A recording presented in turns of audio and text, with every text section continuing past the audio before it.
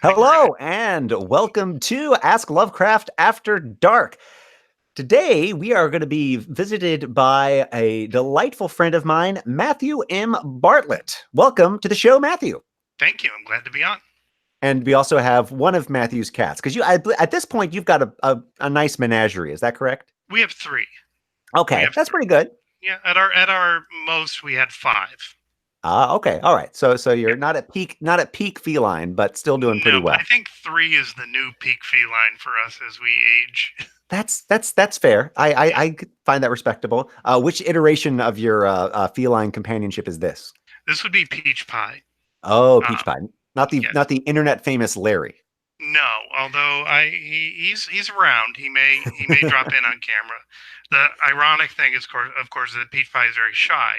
So the fact that he's here and on camera is it's kind of special. There we go. Well, we are happy to have some exclusive Peach Pie content. I became aware of Matthew Bartlett simply because his talent floated him to the top of my sort of writer friends pile. I, of course, heard about his works like Gateways to Abomination, Creeping Waves, one of your early works, Dead Air. And I was really intrigued because Matthew got his sort of writing start in an old stomping ground that I used to run around in, which was the heady days of LiveJournal. That's right. Yeah, I had a regular live journal thing where I just like it was. You know how sometimes the younger people on Facebook just sort of spill every emotional thing that's going on with them.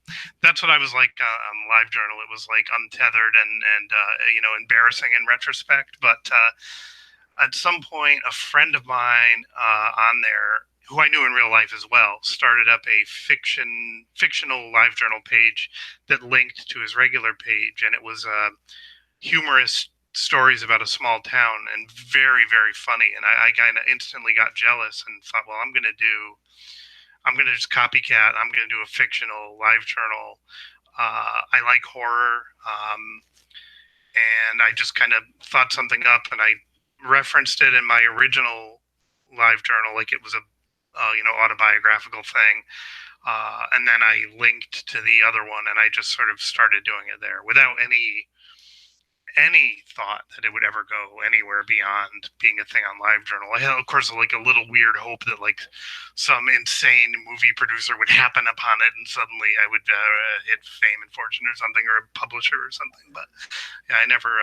Anyway, yeah, it was a LiveJournal thing I did to amuse, entertain, and bother my friends. No, it's very interesting. I did LiveJournal as well, and it was incredibly public and out there. Like so many folks were on there, and yet there was less of that like fish tank feel that I feel like the rest of social media has. Like you still sort of felt like you were in this kind of niche area with just kind of like people who you knew, and like maybe a small little like gathering of other like-minded types. It had that like early internet day of we're just in this little tide pool together and we don't necessarily know what's happening over there, whereas now just everything is this sort of swirling miasma. Yeah, it's a like a malevolent panopticon or something, which I still like anyway. But yeah, no, And it's up, LiveJournal yeah. it was.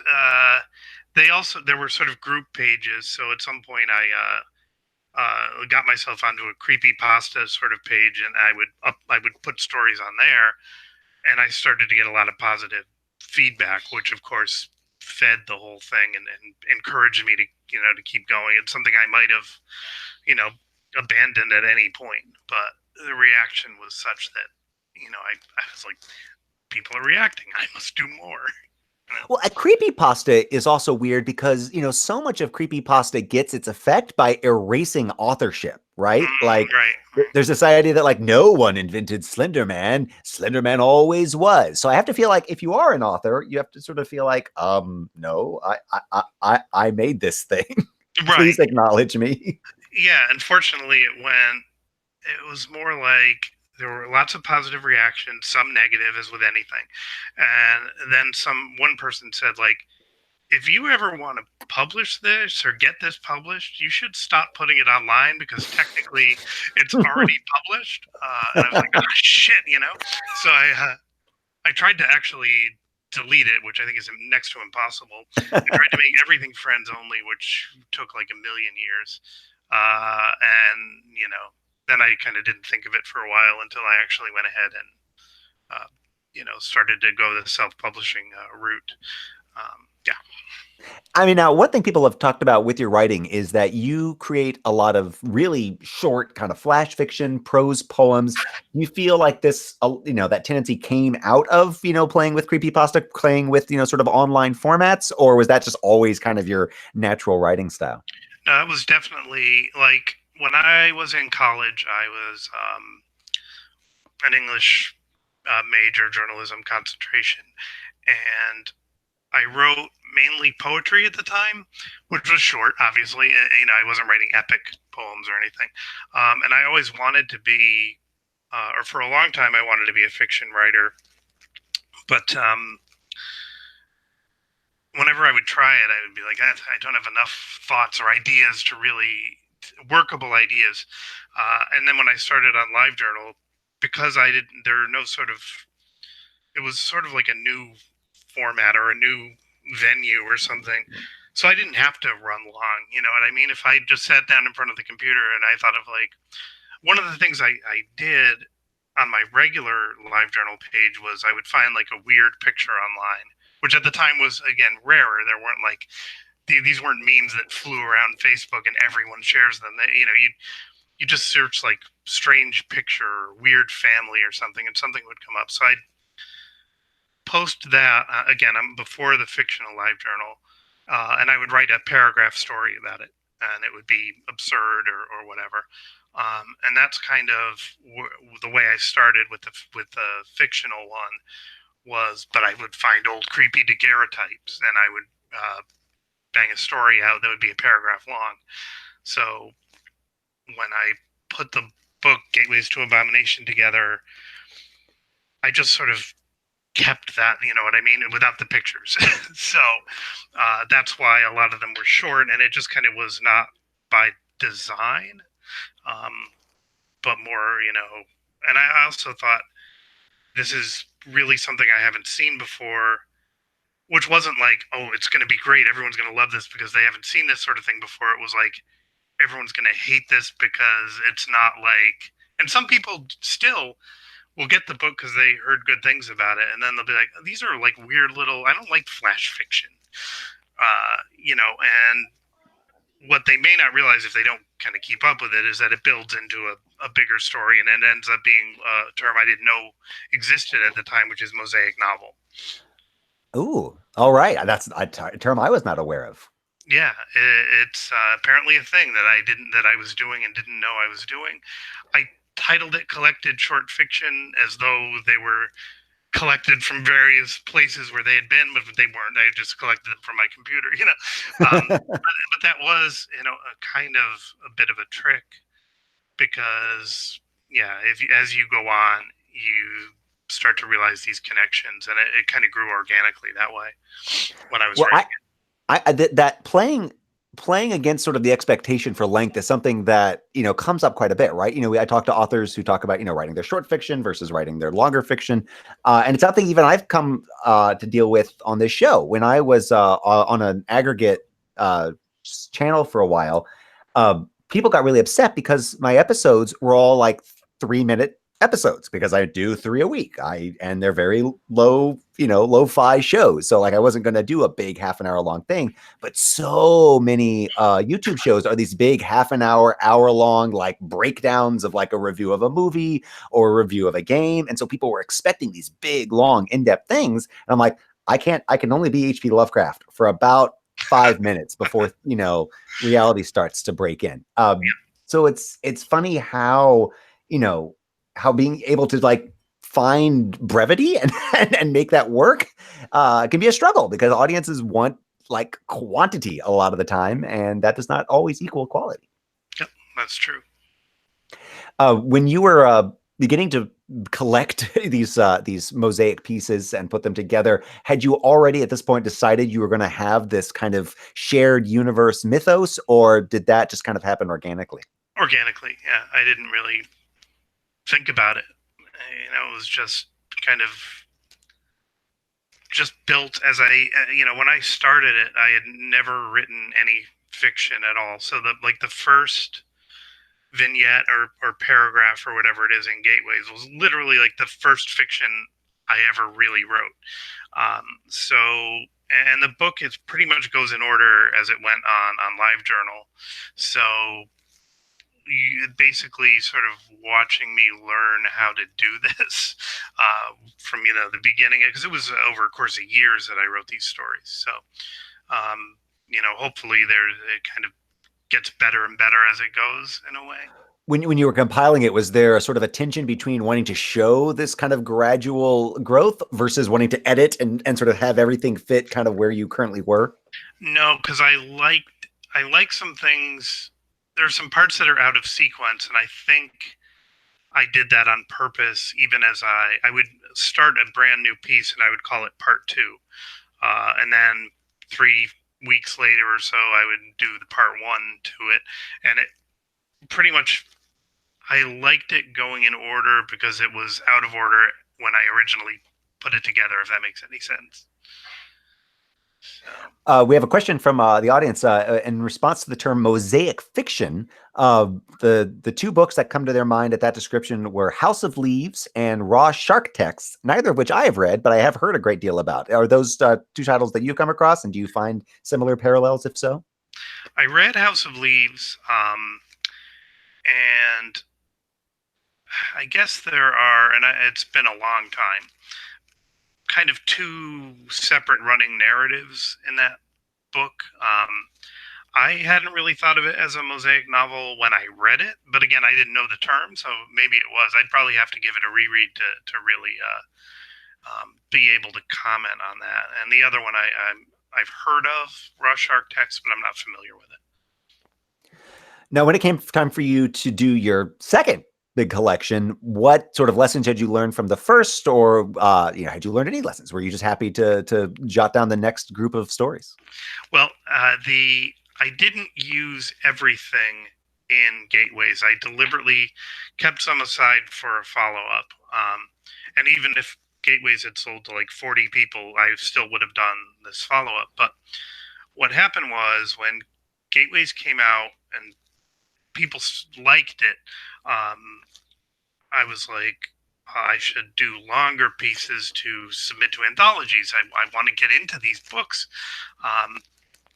And I hadn't done longer pieces before. I hadn't done anything maybe over 3,000, maybe even over 2,000 words that was a single, unique piece. So I basically taught myself by reading and thinking about it how to do a longer short story. And the first two that I did were Rangel, which is in the second collection, but also ended up being it was first a chapbook from Dim Shores, and it ended up making Year's Best Weird Fiction, which really encouraged me because it was among, like I said, the first two longer pieces that I ever tried. So a lot of these the Creeping Waves, the follow up to Gateways, has a lot of longer pieces among the shorter, more vignette pieces, most of which were from the original LiveJournal. Now we've danced around sort of this world that you've crafted, but what can you tell folks about Leeds and WXXT? Okay, so Leeds, Massachusetts. I well, going back when I did the LiveJournal, I when I started it on my own personal page, I said I got in the car and I drove from Northampton to Leeds because Leeds is a kind of a more woodsy area, and I wanted a lot of it to take place in the woods of Leeds, and it evolved such that Leeds is basically Northampton, Massachusetts in disguise, whereas in reality, Leeds is like a little village that's part of Northampton, but it's more rural slash suburban. Um, but yeah, so and WXXT is this radio station, this sort of mysterious radio station that broadcasts in that area that sort of warp reality wherever they play. Um, so most of the stories are in those books anyway are circle around that radio station and the broadcasts. And some of the stories are the broadcasts themselves. And how did Leeds sort of start off, and how has it kind of changed over the years? It started off being pretty much solely based on Northampton, with little touches of where I grew up in East Hartford, Connecticut. And over time, as I either lived or worked in different places, those places got folded in to Leeds. So Leeds is Northampton with a touch of Montague, Massachusetts, and a touch of Simsbury, Connecticut, and a touch of East Hartford, Connecticut, and Hadley, Massachusetts. So it's kind of just places I've gone. I just tuck them all. I tuck most of them into Leeds, and then I have another fictional town that's on the eastern shore of Massachusetts, based on Hull, which is Hulse. So places I've been, like Hull and Nantasket Beach and Old Saybrook, Connecticut, are this seaside town that I've just sort of only really begun just to get away from the Leeds thing for a while, you know. And I mean, this is more than just sort of running around going antiquing. There's the New England Fair that folks run into seems to be a rather perilous adventure. Well, yeah. There is. Well, New England obviously is very old, so a lot of the buildings, a lot of the downtown in Northampton looks exactly like it did in the 1800s, which is, kind of, if blur your eyes a little bit, take away the colorful awnings and all that, it could easily be, horse-drawn carriages going down the street and whatever. And that's kind of a, New England just has that creepy aspect to it that I always loved. Like, there's no Halloween like a Halloween in New England, in my opinion, my provincial opinion. But admittedly, but yeah, I mean, if I'm writing horror and I'm writing New England, I don't think there's been a lot said in Western Mass, so it's fun to kind of sort of make a new town and work within it, and let it develop as my life develops. And do you find, I mean, obvious comparisons when you start creating fictional New England towns are going to be people, pointing to H.P. Lovecraft, pointing to, Stephen King and the like. How have you found either sort of leaning into those expectations or completely shrugging them off? I kind of put them aside. I didn't really even, I wasn't bold enough to think that I could write until I started reading Lovecraft, who I came to late. And I know there are some people who are like, he's someone to read when you're 20 and then move on to the bigger and better things. But I don't feel that way. When I saw his stuff in the store, they were the covers that made it look to me like it was like science fiction-y fantasy stuff. So I never really associated him with horror, which I liked, mainly Stephen King, like many people my age. But anyway, I picked up the blood-curdling tales of horror and the macabre, and that kind of grabbed me. And yeah, his Arkham and Innsmouth were terrific and interesting and exciting, and kind of neat that people could kind of set their own fiction there. But yeah, I just kind of thought, well, I'm going to make my own place. It's going to be Leeds. And I didn't really think about, Castle Rock or Innsmouth or Arkham. I just kind of, wrote about what I saw every day and then what I saw in my head mixed in, So the horror aspect filtering through the Northampton is basically like a couple of blocks of city surrounded by woods and farmland and a lot of natural beauty, and old mills and at the time the skeletal remains of like the Northampton Lunatic Asylum and all that. So it was pretty fertile ground to plant in. And did you find that kind of characters just were sort of born out of the people you ran into, or were you sort of borrowing from other horror tropes? Because there's one thing, people talk about Lovecraft, essentially has monsters, geography, and then if you're lucky, maybe you'll get a few characters. But your work seems to, at least the people do seem to have some there.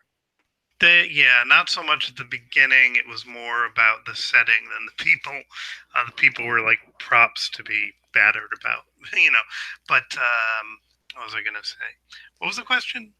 Oh, just how you precisely how do you deal with people and sort of when you're populating a kind of a psychogeographical space, a lot Hmm. of times you can literally lose sight of not the trees for the woods, but the people for the woods or the architecture or things like that. And I wanted to know how you kind of dealt with that particular tension.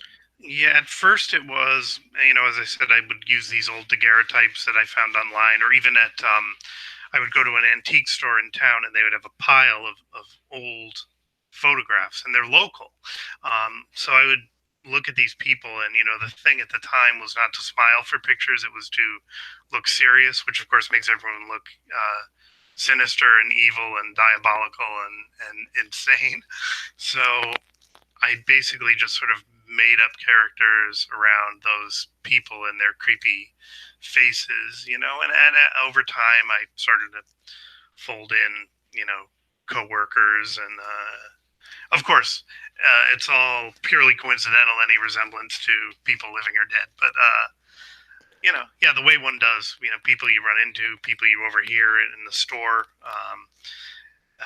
whatever you encounter in life usually can end up being fodder pretty easily for stories. One thing I really love, especially in hearing you talk about your process, is your usage of what is considered kind of ancient technology, right? Daguerreotypes, even terrestrial radio, Hmm. is sort of this strange kind of bizarre thing that still exists. I've heard you talk before about the fact that why how come we still have local radio stations and yet we still do, right? Yep.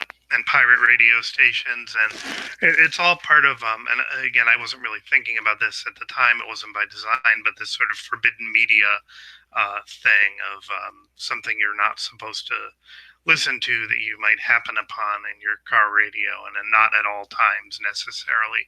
That kind of um, forbidden aspect of it was appealing. And yeah, it's an old technology that still lives, which of course is easily like a shambling ghost or zombie or something still walking when it should be long dead.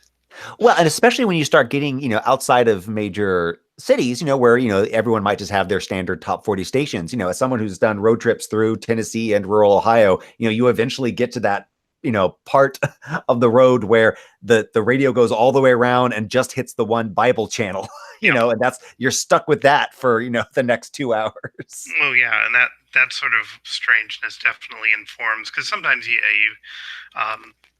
between rural radio and experimental college radio, if you're kind of unawares flipping through and you're used to classic rock or whatever it is that you normally hear, and then you kind of go into this sort of forest of static where something might come out that you didn't expect, or that's strange or unsettling, which that religious radio can really be kind of scary in a way.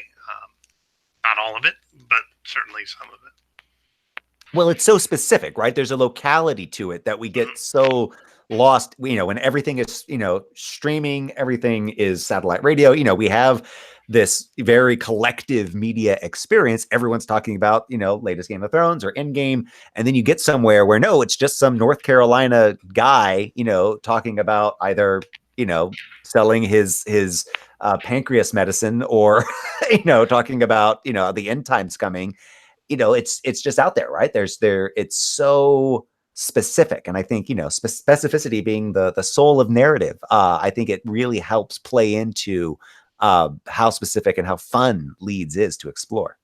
Yeah, that's the thing about radio is, yeah, normally now we curate our experience and we have the shows that we watch at a given time, and we don't. I mean, yeah, on the internet you can happen upon things or fall down rabbit holes or whatever, but radio, that audio aspect of it, where you can fill in the blanks with your imagination, really makes it something special and unique, and the potential for weirdness is huge.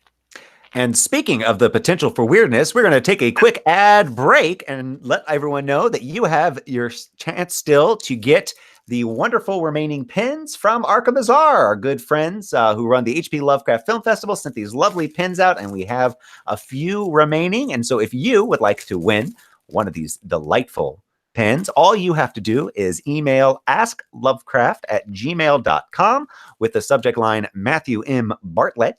And let's see, what should be in the body? This time around, tell us what your creepy local radio station would be. If you were, in some sort of backwoods area and you just wanted to get out whatever creepy information you had to the world, what would you let people know about? You guys have until, let's see, we'll say until Monday night to get the emails in, and I will select a winner from that. So there we go. That's how you win one of our very quickly depleted store of pins.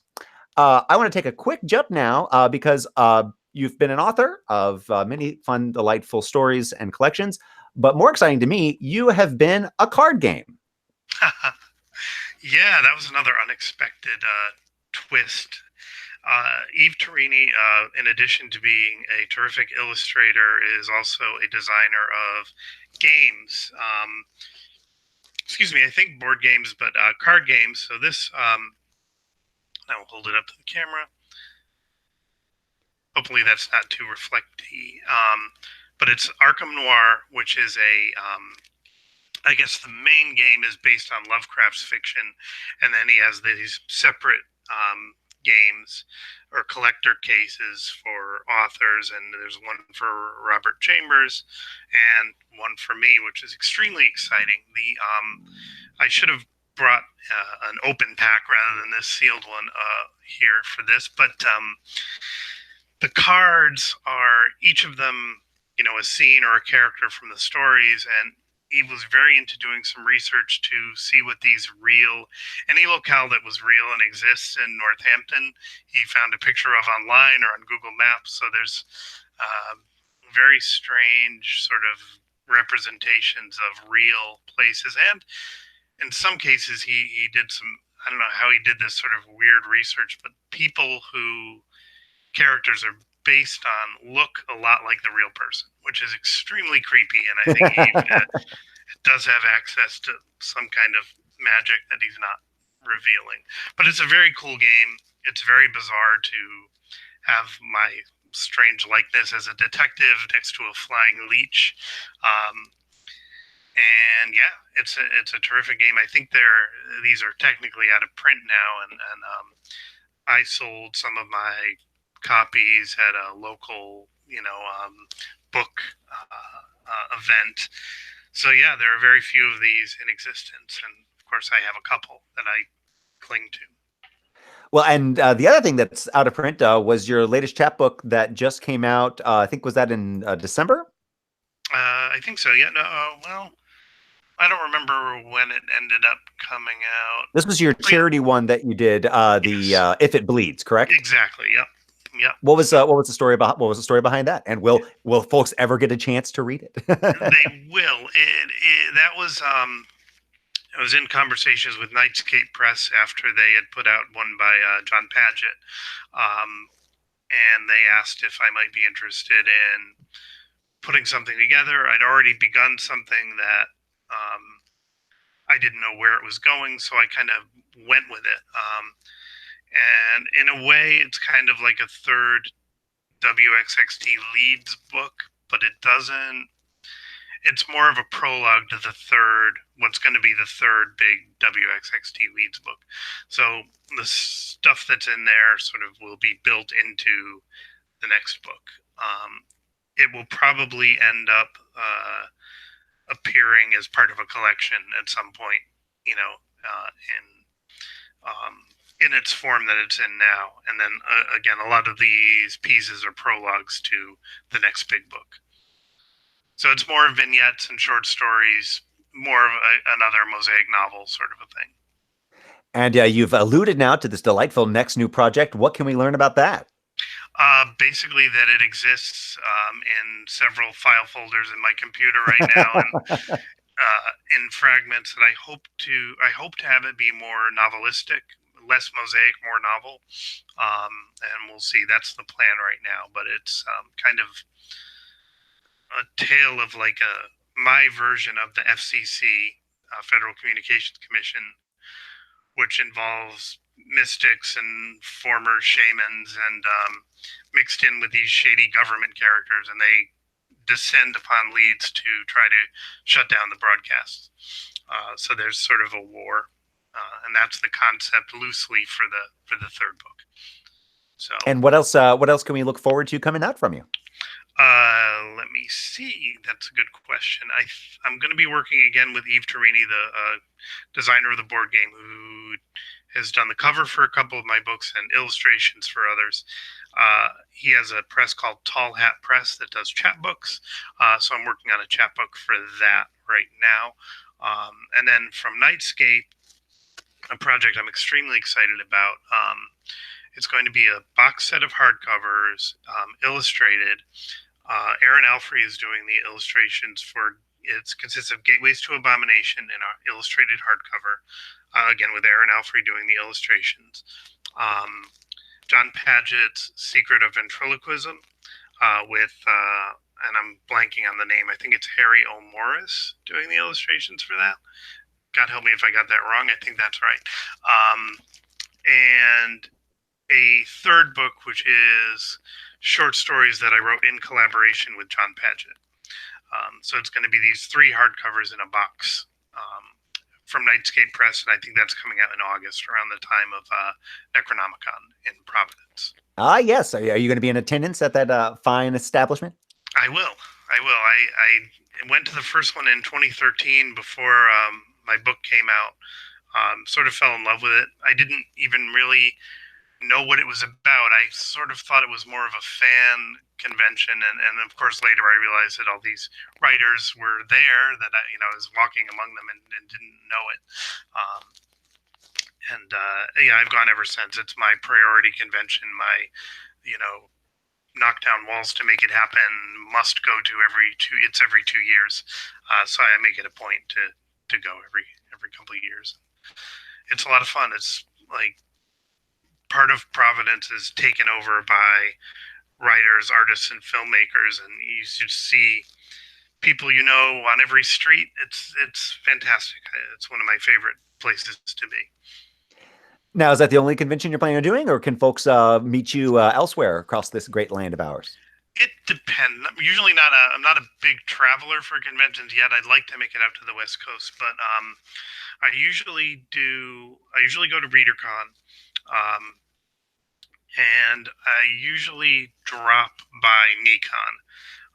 ReaderCon is usually in Quincy, Massachusetts, and ReaderCon is in Rhode Island. I forget where. I forget the name of the town. I know where it is. I could drive myself there.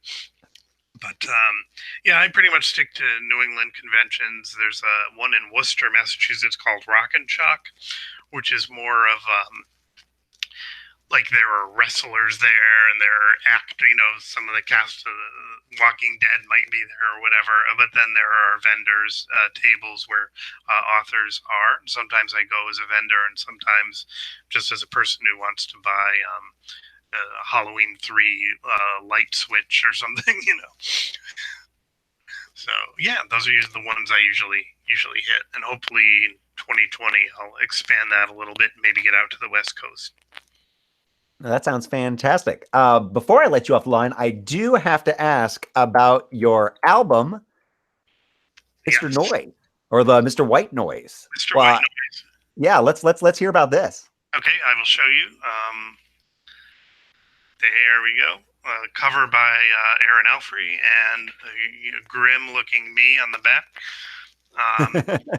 This is from Cadabra Records, which mainly does high quality vinyl only records with stories by Edgar Allan Poe and Algernon Blackwood and Lovecraft, and they're really a unique and special organization. I'm excited to be working with them. They've worked with Thomas Ligotti and John Paget, so to be a part of that feels really good. I went to a recording studio, read some pieces from my book of Doomful Portent, which is a kind of an advent calendar of flash fiction horror stories, illustrated again by Eve Torini. Um, and Black Mountain Transmitter did the backing music, which is fantastic. It's a great listen. The B side of the record is the instrumental tracks, and those are phenomenal. So I will be working on a couple of other projects with Cadabra. I recorded a second record's worth of material, also to be also to have Black Mountain Transmitter doing the music. So it's extremely exciting. And then there's another thing I don't think I can talk about yet with Cadabra that I'm Ooh. doing for that will be revealed sometime probably over the summer. Ooh, fantastic. But no, Yeah. so no album of Christmas croons just yet, is what you're telling me. Not yet, but I could do that. I could do Fantastic. people wouldn't like it, but I could do it. Well, if folks want to find you online, find your books, find your work, where's the best place they can go to both find out about you and support you? Okay, well, thanks for asking. They can go to on Facebook. I'm at Matthew M. Bartlett. You can look me up that way. Twitter is at Matt M. Bartlett, Bartlett. I have a website. Just Google it. It's probably old and out of date, but still there. And I have a Patreon as well. Fantastic. Well, thank you so much for coming on. And thanks to everyone for watching. This has been Ask Lovecraft After Dark, our bi-weekly, roughly, chat show, sister program to Ask Lovecraft, my 3 times a week show where I pretend to be H.P. Lovecraft, answer all your questions, providing dubious advice. If folks are interested in either of those programs, you can go to asklovecraft.com. If you're interested in being part of these live conversations when we do After Dark, you can go to Facebook and join our Ask Lovecraft Appreciation Society, a delightful coterie of discerning and attractive individuals. You can find Ask Lovecraft on Tumblr, on Twitter. If you'd like to see just me screaming into the void on Twitter, you can follow me at Lehman Kessler. You can find out about live shows like my very exciting, just announced live show in Santa Fe at George R. R. Martin's Jean Cocteau Cinema coming up in July. You can find all of that information at lehmankessler.com. And if you'd like to support the show, keep us on the air, keep my children in shoes, you can go to patreon.com/asklovecraft. Once again, Matthew, it's been an absolute delight having you on the show. I'm really excited to see what comes next, especially that Christmas album. I'm really going to hold you to that one. It's going to be a hit. Thank you to everyone. Thank you once again, Matthew. Thank you. All right. Bye, all.